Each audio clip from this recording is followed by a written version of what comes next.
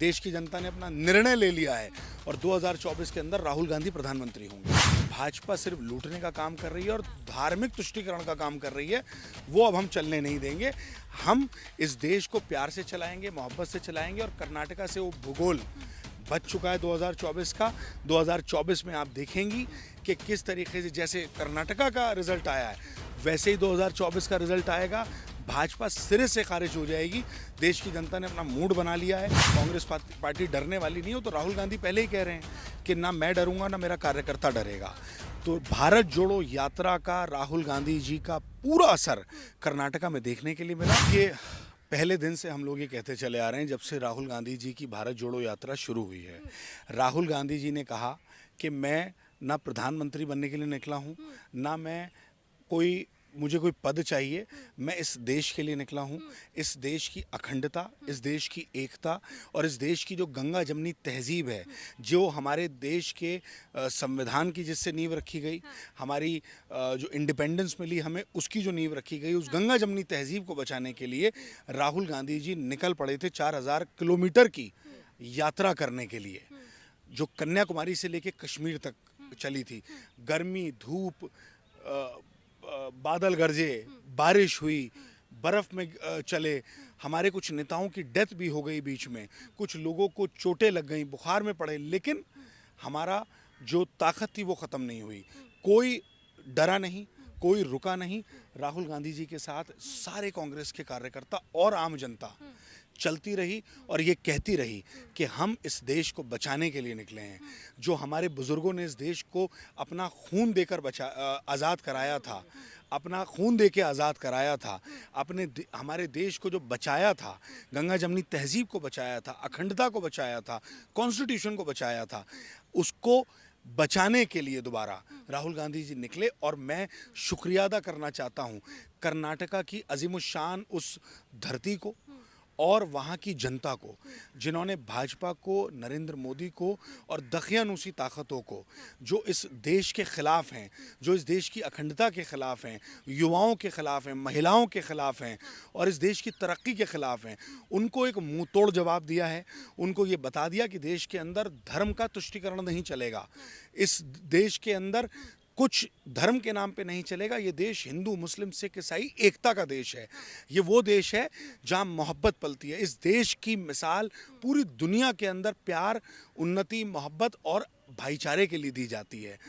वो देश हमारा देश भारत है। और कर्नाटका की जनता ने ये बता दिया कि अब मुद्दे एम्प्लॉयमेंट के होंगे, मुद्दे भ्रष्टाचार को मिटाने के होंगे, महिलाओं की सुरक्षा के होंगे। 40% कमीशन जो भाजपा के मुख्यमंत्री और भाजपा की सरकार ले रही थी, उसको पूरी तरीके से कर्नाटका की जनता ने उसको समझा और उसको नकार दिया। तो ये कर्नाटका की जनता की जीत है और देश की जनता की जीत है। तो कर्नाटका में जिस तरीके से राहुल गांधी को और कांग्रेस पार्टी को समर्थन मिला है, प्यार मिला है, तो क्या लगता है ये भारत जोड़ो का कोई असर है? कांग्रेस पार्टी डरने वाली नहीं हो, तो राहुल गांधी पहले ही कह रहे हैं कि ना मैं डरूंगा ना मेरा कार्यकर्ता डरेगा। तो भारत जोड़ो यात्रा का राहुल गांधी जी का पूरा असर कर्नाटका में देखने के लिए मिला। और वो प्रमाण के साथ मैं कहता हूँ, जिस जगह से राहुल गांधी जी, जो रूट था राहुल गांधी जी का भारत जोड़ो यात्रा का, 80% हमें वहाँ से सीटें मिली हैं और वहाँ का जो सक्सेस रेट है वो 80% है। लोगों ने दिल से चाहा है, लोगों ने समझा है कि वो शख्स है जो किसी वजह से अपने लिए नहीं निकल रहा है, ये हमारे लिए निकल रहा है, ये हमारे मुद्दे उठाने के लिए निकल रहा है। कर्नाटक की जनता ने राहुल गांधी जी की भारत जोड़ो यात्रा को पूरी तरीके से एक्सेप्ट किया, उसको इमोशनल तरीके से समझा और जो उन्होंने मुद्दे उठाए थे कर्नाटका की जनता के, महिलाओं के मुद्दे उठाए थे, जो एम्प्लॉयमेंट के अंदर घोटाला था, जो 40% कमीशन का मामला था, वो कर्नाटका की जनता ने समझा और उनको ये समझ में आया कि नहीं, भाजपा सिर्फ लूटने का काम कर रही है और धार्मिक तुष्टीकरण का काम कर रही है, वो अब हम चलने नहीं देंगे। हम इस देश को प्यार से चलाएंगे, मोहब्बत से चलाएंगे और कर्नाटका से वो भूगोल बच चुका है 2024 का। 2024 में आप देखेंगी कि किस तरीके से जैसे कर्नाटका का रिजल्ट आया है वैसे ही 2024 का रिजल्ट आएगा। भाजपा सिरे से खारिज हो जाएगी। देश की जनता ने अपना मूड बना लिया है, देश की जनता ने अपना निर्णय ले लिया है और 2024 के अंदर राहुल गांधी प्रधानमंत्री होंगे। मैं कह रहा हूं कि धर्म मेरा, आपका, हम सबका पर्सनल मामला है। क्या बजरंग बली जी राहुल गांधी जी के नहीं? और बाकी लोगों के नहीं है? क्या एक सिर्फ पार्टी के रह गए? ये उनकी गलतफहमी है। भाजपा समझती है कि धर्म पर उनकी ठेकेदारी है। ऐसा नहीं है। जिस शख्स के सीने में दिल धड़कता है और जो भी उसको मानता है, वो कहीं ना कहीं कोई अपने भगवान को मानता है, कोई अल्लाह को मानता है, कोई गॉड को मानता है, सब धार्मिक तरीके से चलते हैं। ये किसी एक के करने से नहीं होता। तो ये भी जनता ने समझा दिया कि धर्म के नाम पे झूठ बोल के आप बरगलाने की जो कोशिश कर रहे थे, जो धार्मिक फीलिंग्स को उठाकर झूठ बोलकर जो आप चुनाव जीतने की कोशिश कर रहे थे, वो अब चलने वाली नहीं है। आप मुद्दों की बात करें। आप ये बताएं कि एम्प्लॉयमेंट कितने क्रिएट करें। आप ये बताएं कि 15 लाख का जो वादा किया था प्रधानमंत्री जी ने, वो कितना पूरा हुआ। प्रधानमंत्री जी अपना सूट पहनने के लिए लाखों रुपए हैं उनके पास, लेकिन गरीबों को पैसा देने के लिए नहीं है।